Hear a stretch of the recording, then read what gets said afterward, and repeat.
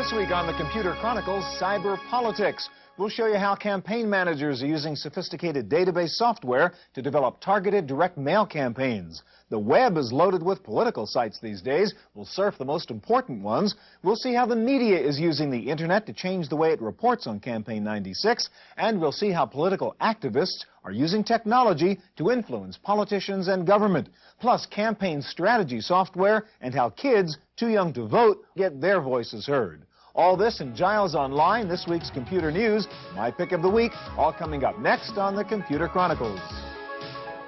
Computer Chronicles is made possible in part by SoftSource Incorporated, publishers of Pro One software, educational software for young adults. And by Upside, the business magazine for the technology elite.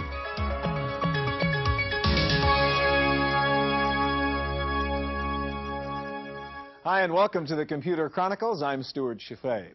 It's rather obvious that television plays a huge role in politics these days. It's slightly less obvious, but computers, good hardware, good software, good use of the internet, are also playing an increasing role in American politics. And in some cases, computer technology can make the difference between winning and losing an election. Arthur, you're a consultant in this area, and in fact, it's your view that in the New Hampshire primary, for example, Pat Buchanan won that because he had a better database. That's true, and also in Louisiana, because they were able to get their delegates to the polling stations, and in often cases, they didn't know where their polling stations were. So they were able to, whereas Graham and other candidates had their candidates traveling, delegates traveling 300, 400 miles in the wrong direction.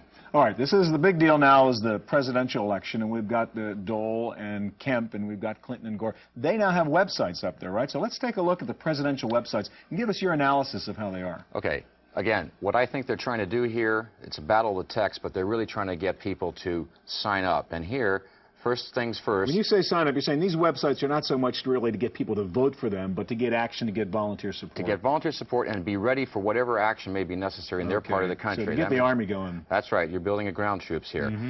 Here you can go to use Netscape on the Dole Kemp page, which has been rated by Campaign Elections magazine as one of the best political pages because of its neatness, its clarity, and so on.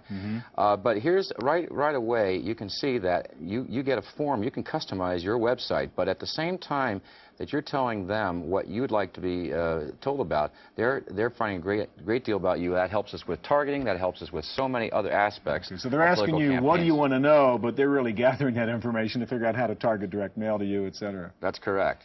Now, let's just take a look at one of they have to have the issues, the battle of the issues, battle of the text. And here, nice feature, they have it organized by state so that you can choose which state you want information on.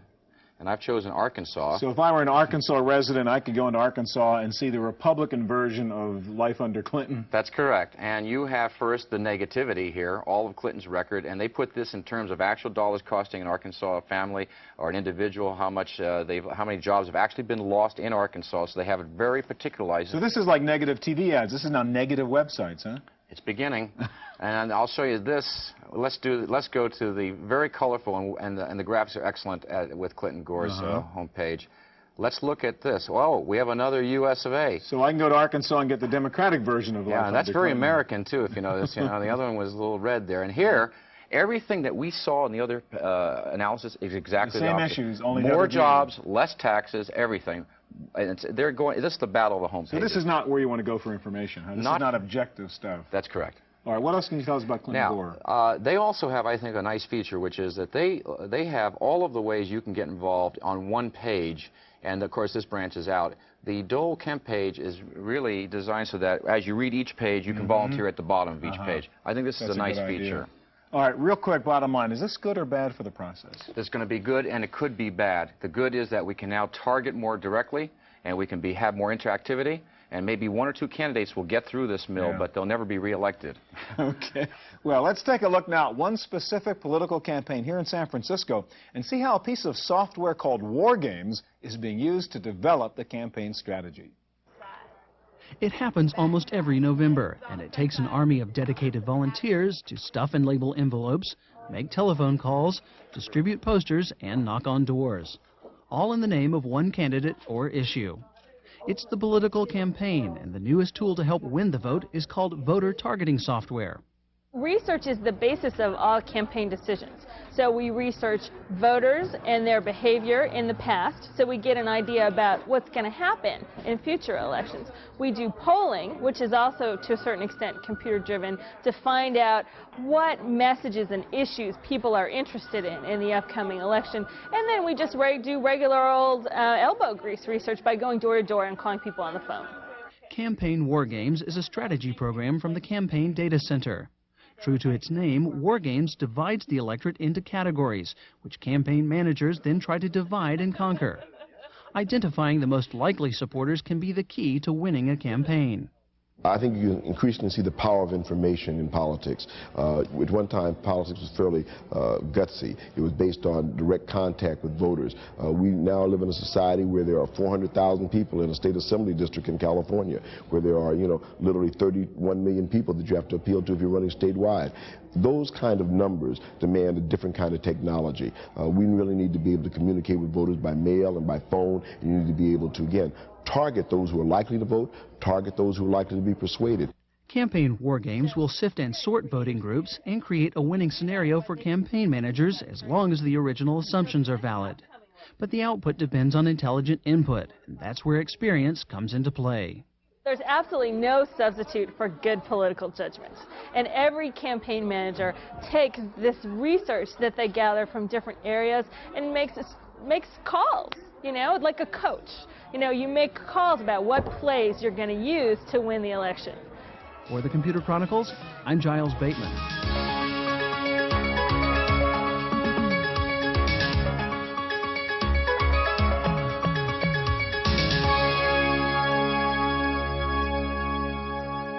Computer technology is being used to manage political campaigns for candidates, but it's also being used by political activists to influence the politicians once they get elected. And that's your particular interest, I guess, Graham, is using the web and the net really for grassroots, bottom-up politics, huh? Exactly, Stuart. I think it's very important for people to understand that the web is not only a great source of information about politics, but it has great communications potential in the political process.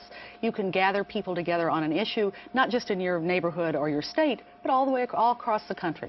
And you really can have an impact if you know where to go and how to send the information. Right, that's the question I had. Where do you go to do the kind of thing you're talking about? Well, for example, one of the best sites is something put up by Voters Telecommunications Watch. They are a group based in New York City, and they have been activists on the web for a long time, and they pioneered this technology of online petitions. And for example, here is an online petition that we'll call up from their website. They are protesting the administration's policy on the export of heavy-duty encryption, decoding technology. And if you agree with their position, what they'd like you to do is to sign their petition. So they're soliciting my signature on this particular petition, which is a pretty efficient way to do it. You don't need 1,000 volunteers out there on street corners, right? Exactly. You don't need to take out a pencil and stand in the rain. Okay, but I can sign the petition virtually here by just filling in that form, huh? Your email address, your street address, you press the button, and you're on the petition. And it will be delivered to members of Congress who have something to... All right, let's go to another site, which is interesting, too, called List. And if you can get us there and show what that does. All right. That is a directory of email discussion groups. And the reason I think this is important is because close to 75% of the Internet and people who are active on the Internet don't have web access. A lot of people are using computers to communicate with other people about issues that are of importance, but they're using it through discussion groups and text-only basis.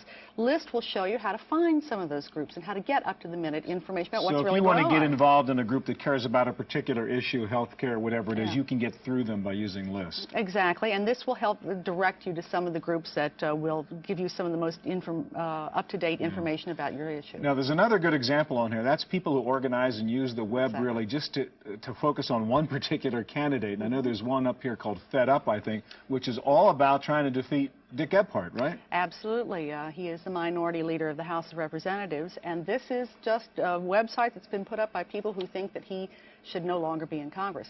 And the reason they're using this is that back in 1994, Speaker of the House Tom Foley was defeated. Got defeated. It was a very rare thing for a sitting speaker to get defeated. Exactly. And that was partly because of the web. Partly because of the web, because a group of people who did not want to see him return to the Congress got together, organized, and got money solely through the web. So this could be powerful stuff. And presumably Dick Gephardt has his own website, to be fair, I guess, in which he's trying to get elected. Absolutely. And this website will, of course, show you how to get in touch with him. It'll show you his voting record, the kind of campaign spending he's had. And this really does make grassroots politics a lot more powerful than it was when you didn't have the bits to use. Huh? Exactly. Graham, thanks a lot. You're welcome. All right, well, this is the first national election year ever in which the Internet is, in fact, an important element of political coverage by the media. Media coverage is certainly an important element in how the voters perceive a candidate, and that's what you guys are involved in. You have something called Netizen, Ben, and show us what that is. Yeah, Netizen is an online political site. What we do is have a couple of columnists as well as freelancers who will email us columns or special reports on various issues. And it's also a media criticism site, but it's specifically designed and written and produced for the web. So it's an exclusively electronic piece of journalism. Is it focused primarily on politics? Yeah, specifically politics. Okay, show us some of the things that are in here. Well, right now we have this 2-week-long Social Security forum going on where we have 5 experts who are discussing what we're going to do about the Social Security system, which is nearing bankruptcy, not too far down the road. We have them emailing their responses to a moderator's questions responding to readers' concerns about Social Security, as well as responding to one another's arguments. So what's cool is this is really a new form of journalism. It's not just that it's on the web. It's not just one guy talking to the people, but it's the people talking to each other and back to the journalists, et cetera. Exactly. The interactivity, especially on political issues, is crucial. For example, one of our columnists, John Katz, takes part in part of our site called Threads, which are basically discussion areas where people can post things that are of interest to them and other people respond. And John is very good at getting into the fray and duking it out with readers. And he has pretty much an ongoing relationship with a lot of these folks. They sort of know one another through the web. They bring up issues. They interact not only with John, but with other readers all over the country, and also I think it's important to remember that the web is global. And so we're talking about people who are talking about global issues as well as just the election this year. Let's look at a couple of other sites, and one is Politics Now, which also is kind of interesting in that it lets you sort of figure out what to do with your vote in a way, right? Right. Yeah, we have, well, this is all politics actually, but we have candidate Radomatic, which is... Okay, so this is the CNN website that deals with politics, and we've seen that promoted on the air. And so in this one, you can actually answer this quiz, and it says, well, this is the candidate who's going to do what you want? Right. This is basically a means of finding the candidate that you want to elect president. It's obviously there are various degrees of sophistication on the web. Right. And this is kind of, you know... That's a polite way to put it. It's a fun website. They actually do. They have a very fine website overall. But this poll is sort of an interesting take on the notion of polling, because what you're doing is you're finding the candidate that you want to elect through the poll, rather than polling with your opinions in general. Yeah, so let's go to that other side, if we can, Politics Now, which has yet a different take on kind of doing journalism online here. Well, we have the Politics Now voter booth, which is basically another polling mechanism, but it's the traditional poll where you actually put your opinions in on a question of the day, pretty much. But again, this is really journalism, right? I mean, this is put on the web by what, the Washington Post and ABC News? Yeah, there are major news organizations put this up, and they also they definitely take advantage of the medium. They do take advantage of the web as a medium for getting information out and for people to sort of grassroots network, as Graham was talking about. But they are also putting a lot of the stuff that they produce for other mediums onto the web. So I think they're trying to do both, and they do it well. And it's also two-way. I mean, we see that rate the debates thing. So when the presidential debates are on, people can actually be on the website and sort of vote for who they thought was winning the debate right then and there. This is actually an interesting piece. They can actually, in real time, discuss what's happening with the debates, and they can talk to other people who are actually logged on and talking about it. So the net, the web, I mean, they're really fundamentally changing what the definition of political journalism is. I hope so. Yeah. All right, thanks a lot. Thanks. Well, the net may be a small part of politics now, but by the year 2000, today's 14-year-olds will be voting. So let's take a look at how young people in 1996 are using the net for political advocacy. Visited by thousands. Children Now is an advocacy group based in Sacramento, California. The national organization set up a web page in 1995 to expand their reach beyond mass mailings and telephone calls. The site offers current campaigns, issues that parents should be aware of, and a chance to respond and act. We produce a lot of written products, a lot of analyses, a lot of information. That's the grist for our mill. The web is a natural home for us to distribute that, and a much more efficient one than trying to constantly figure out who should get this, who shouldn't get it. So that a lot of our activist work is more and more focused on the web. The Children Now website invites members to respond with personal stories and to send letters and email to decision makers. This tactic was especially successful during the campaign for children's educational television. Normally when you're doing a citizen action effort, the old-fashioned way where you mail or you do phone calls or you do postcards, you hope people take the action, but a lot of people are just going to do their best to get the letter out. They're not going to bother to put a second letter in the mail and tell you, look at the letter I sent. Whereas on the net, people just have to push a button to tell us they sent it. So we know, we got an instant feedback loop that we know that several hundred people wrote the FCC. Other organizations alerted by the web campaign joined the effort, producing tens of thousands of letters and email messages. It's an example of how the web can streamline a grassroots campaign. All sorts of synergy is occurring that if it had only been up to us and postage and the mailbox, never would have occurred. Because we can't possibly disseminate enough of our materials to enough places to make those synapses occur. The internet and the web makes it happen in ways that escalates the odds significantly that we're going to have those kinds of connections. For the Computer Chronicles, I'm Giles Bateman.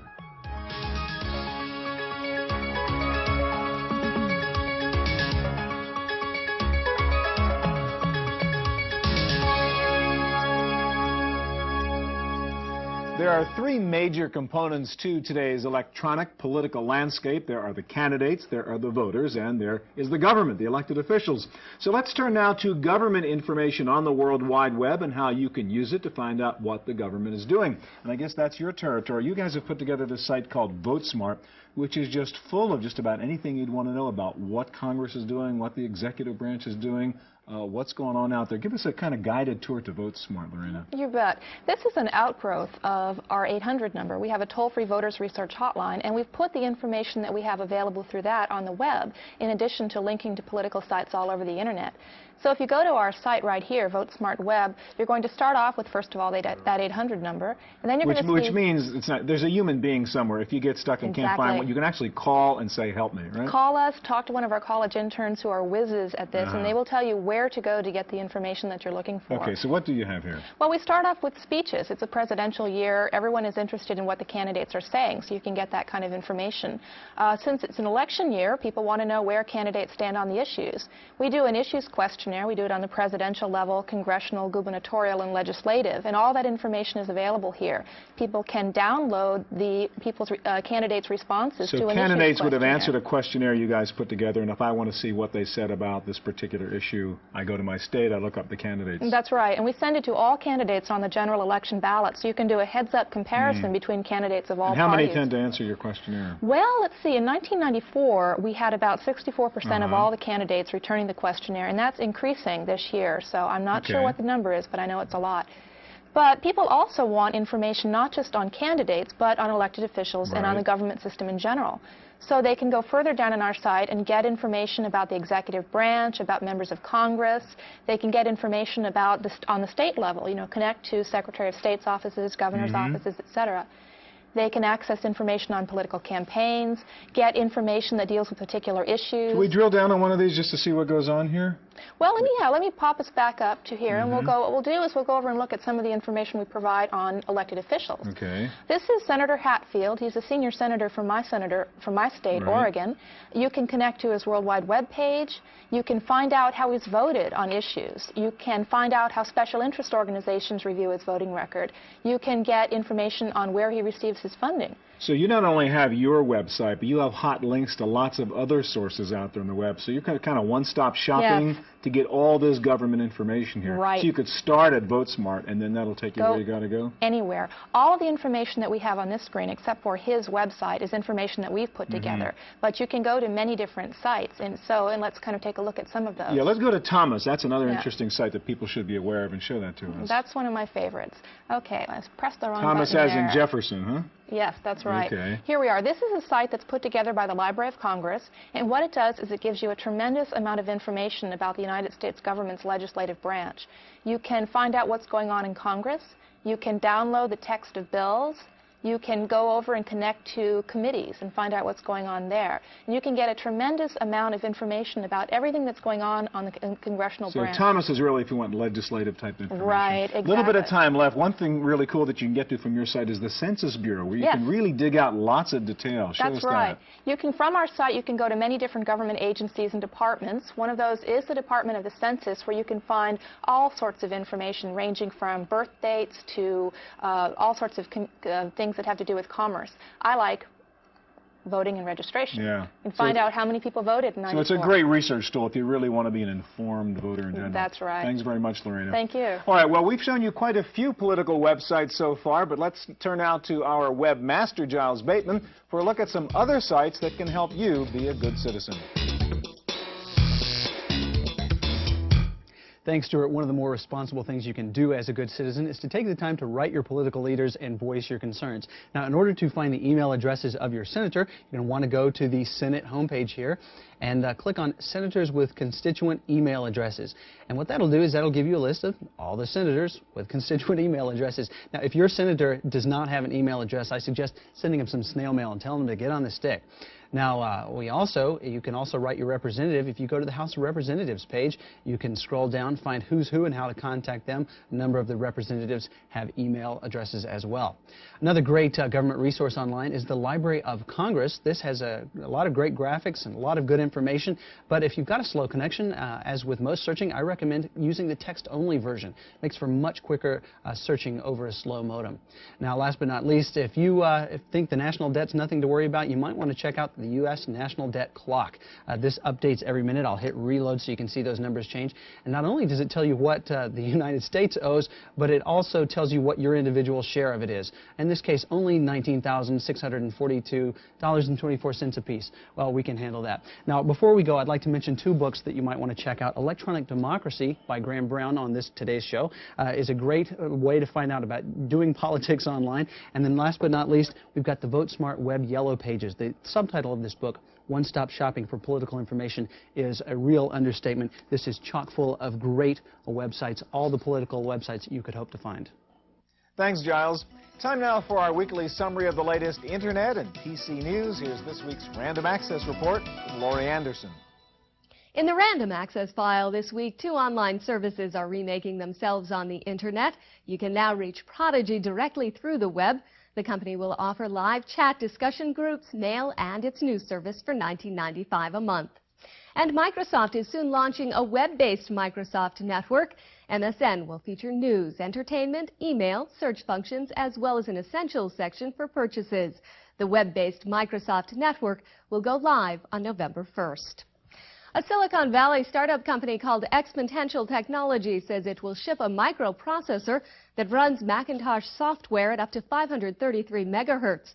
The X704 microprocessor will cost $1,000 each and is designed for high-end computers used by graphic and multimedia designers. Apple Computer announced a new line of PowerBook computers for release in November. The new PowerBook 1400 line will feature built-in CD-ROM drives and bigger screens. Playing network games will soon take on a new twist. Diamond Multimedia has introduced a combination speaker phone fax modem to allow you to talk to your opponents while playing modem games. Called the Supra Express 336 SP, the internal modem for Windows is available now for less than $150. An external as well as a Mac model will be available in mid-November. The Internet is proving to provide some useful information in this presidential election year. Nearly a third of those logging on to the web these days are using it to get political information. A new poll by Lewis Harris and Associates shows that 8 million people are going online for news on politics. However, the poll found that TV, radio, and newspapers are still the preeminent source of political news. That's it for this week's Random Access. We'll send it back to you, Stuart. Now for my pick of the week. A CD-ROM drive has become an essential for any computer these days, but if you're a big laptop user, it hasn't been real easy to get access to a CD-ROM drive. You either have to lug around an external CD-ROM drive with the power cord and the connector cable, or you can buy a new laptop with a built-in CD-ROM drive, but you pay a price, no built-in floppy disk. And that can often be a pain as you have to juggle between using either the CD-ROM drive or the floppy drive. Well, I have found one very clever new notebook computer that has somehow found a way to squeeze both a CD-ROM drive and a floppy drive into one normal-sized laptop. This is the Orion from Nimantic. Now, I don't know how they did it, but it has a CD-ROM drive over here, a floppy disk drive over here. It has two PCMCIA slots, a hard drive, of course, a battery slot. Somehow it all fits together, and this is so much easier to use than all the others. Now, this Nimantic Orion has a 133 megahertz Pentium, a 2 gigabyte hard drive, 16 megs of RAM, a 6X CD-ROM, built-in stereo speakers, a big active matrix SVGA display. It even comes with a built-in joystick, and it has game buttons over here. It is quite a nice little package from a company no one has heard of, but I like it a lot, and the price is under $3,500. It is the Orion from Nimantic.